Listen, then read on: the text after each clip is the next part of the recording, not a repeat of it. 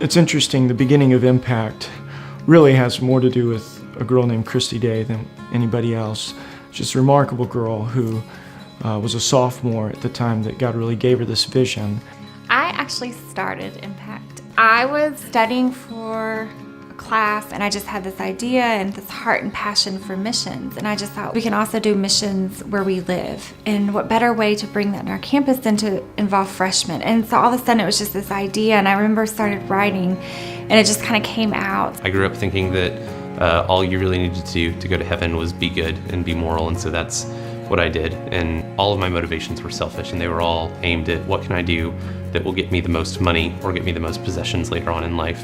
Around the time it came to go to college, I went to Impact because a friend told me to sign up for it, and I was just like, okay, I'll go. One night, God gave her this vision and downloaded this entire idea, and she wrote the entire thing out, the vision of Impact, the mission, the goals, the objectives. One night I think she typed out maybe 40 to 50 pages. Really where the vision started was doing a ministry fair where we could have every church and every organization represented, where freshmen could come in knowing that there are some places that they could get connected right away, like into churches and Christian organizations, and from the beginning. So they didn't spend a couple months trying to figure out what the best fit for them was, but they could really find something that fit not only their personality, but where their passion was. And on the second day during praise and worship, Jeff Johnson was singing Beauty of the Cross, and I don't know how it happened, but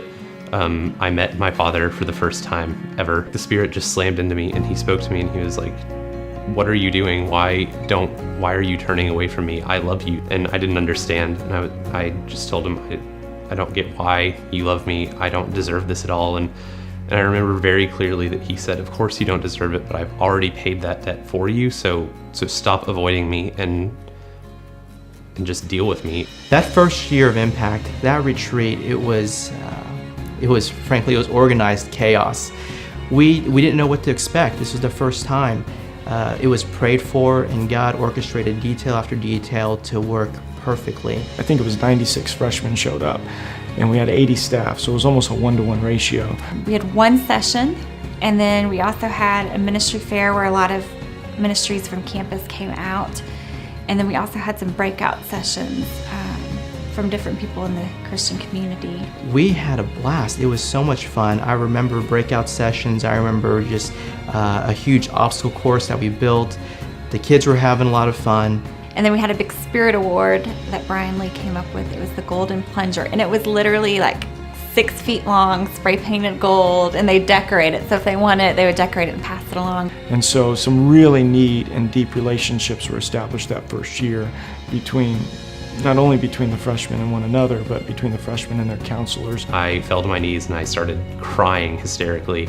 And one of my counselors nudged me back up into my seat once the session started, and that's how he saved me. It was beautiful. Impact is big. It's a big thing. It's been big from the beginning. And just thinking we serve a big God that does big things. And I mean, the word in itself just describes the organization of what it's meant to do. It's supposed to change lives, and it does, whether you're a freshman or whether you're a staff, whether you're on the prayer team, whether you're donating, whatever it is, you're changing somebody's life. Seeing how he connects everything from why I went to A&M to how he saved me at Impact, to what he had for me after Impact, and how I wouldn't have been able to deal with my life in college without him is fantastic.